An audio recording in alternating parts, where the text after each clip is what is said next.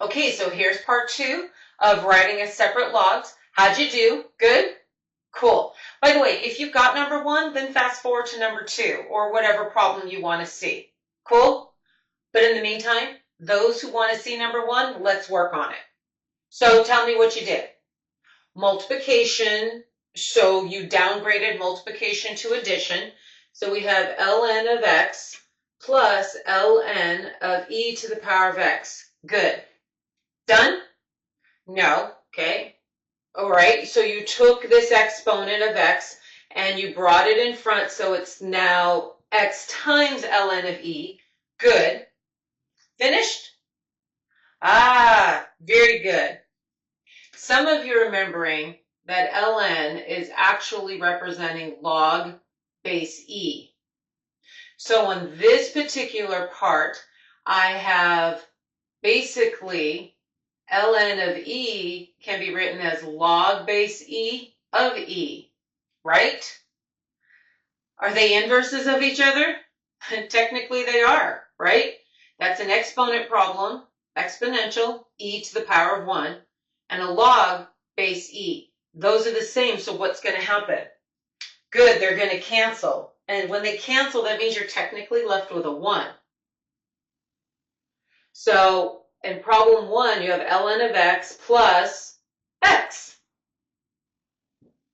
Because this would be times 1, but it just remains as an x, doesn't it? With me? Very good. Okay, let's look at problem 2. Tell me what you did. You're noticing this division. And you're like, well, division downgrades to subtraction. Excellent. So what'd you write? All right, so I'm hearing log base 3 of x minus log base 3 of 9z. Well done. Good. Now what? Or are we finished? Multiplication, right? So downgrades to addition. Got it. Now, a word of caution here. When you downgrade this multiplication problem to addition, how many terms are going to be following that subtraction sign? Yeah, not just 1, but 2. Since you have 2 terms following it, will only the first term get the subtraction sign, or will both of them? Both of them. So my recommendation is you put a bracket in here and then separate it out. Write it as the addition problem that you saw. Cool?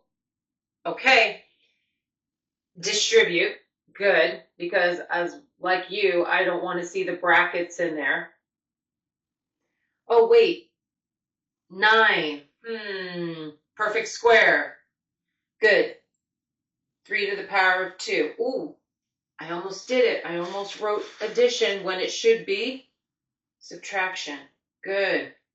See, this is why I need you guys working it out with me.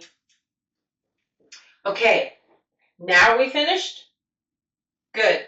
We're not, because you notice this second part, the second term, log base 3 of an exponential that has a base 3. What do?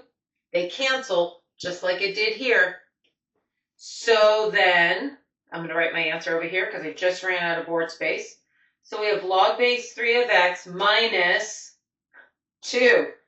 Correct, 2 minus log base 3 of z. This was a really good problem, number 2. First, you had a subtraction because it was division. That's great. But then you had this addition following a subtraction, which means this multiplication problem was going to split to 2 terms. And that forced you to put the brackets in there so you could distribute the subtraction sign. And then you had this perfect square, which means an exponent was going to come down, but even better for us, this was canceling, which just left the exponent of 2. With me? Good. Problem 3. How'd you do with it? What'd you do with it? Okay, you're like division turns into subtraction. Whoops, got it. Finished? Huh. Wait, natural log of e. We did that over here. Natural log of e turns out to be just 1. Gratefully, those inverses between a log and a base taken of the exponential with the same base, those are inverses of each other. They're going to cancel each other out. With me? Okay, I have 2 more examples coming your way, so stay tuned. Okay, how'd you do the last 2 problems? They were a little more involved, you're right. So let's take a look at number 4. There's a lot going on here. And do you notice the restriction? Do you know why the restriction is there? Good, because if the denominator allowed x equal 2, it would be 0 in the denominator and blow the whole fraction up, wouldn't it? Okay, so that's why the restriction is there. Gratefully, it really doesn't have too much of a bearing on us writing this as separate logs. So let's talk. Good, we have a division problem again, which means that's going to downgrade to subtraction. So let's write it. We're going to take one step at a time, and if you're like, well, I just want to know what the answer is, fast forward or just roll along with me and let's see what everybody else did. So, natural log of x cubed times the square root of x plus 1, and then you said subtracting natural log in parentheses of x minus 2 squared. Got it. That's a good first step. Now what? The first part's a multiplication problem, isn't it? So that means it downgrades to addition. Now question, is this multiplication following anything? No, so I don't have to worry about the brackets here like I did on the previous example, okay? Just be aware of that. So natural log of x cubed plus natural log of, good, we've seen that square root before, so we know it can be rewritten as the 1/2 power, can't it? Excellent. Minus natural log of x minus 2 in parentheses squared. Guys, you're doing great. Are we finished? Good. Last thing, bring the powers down. Well done, guys. So we're going to have 3 times the natural log of x plus 1/2 times the natural log of x plus 1 in parentheses. Come on. Good. Minus 2 times the natural log of x minus 2. Excellent. Well done. Now, some of you may be asking, well, can I distribute the log into these parentheses? The answer is no. And here's a very simple explanation. Multiplication downgrades to addition because addition is below multiplication on the order of operations, right? Division downgrades to subtraction because subtraction is below division on the order of operations, right? Exponent downgrades to multiplication because multiplication is below exponent. So when you separate, it always takes a step down. Well, let me ask you something. Are there any operations below addition and subtraction on the order of operations scale? There is not. Since there is not, you never distribute your log through addition or subtraction because there's nothing below it. So how can you distribute? Good? Number 5. Tell me what you did. Oh, by the way, do you notice there was a restriction again? I'm like, it's greater than, it can't be, or it has to be greater than 2. You're right. It won't affect the denominator, but it'll make the numerator a 0. And can you take the natural log of 0? Or any log of 0? No. Remember, the domain of any log function has to be greater than 0. The input has to be greater than 0. Okay, so tell me what you did on 5. Like, there's a power out front of a whole bracket, but then I have division. You're right, so let's take it one step at a time. Me personally, I would bring this 1/3 out front of the natural log of now x squared minus x minus 2 over x plus 4 to the power of 2. Good. Then what? Well, you have division, which downgrades to subtraction, just like we had here. Agreed? But then this 1/3 is times the whole thing. Yes? Okay. So, you're going to have the 1/3 still. And now, it isn't just going to be one natural log following the 1/3. It's going to be 2 of them, right? because this is going to downgrade into 2 logs. So what do you think I suggest?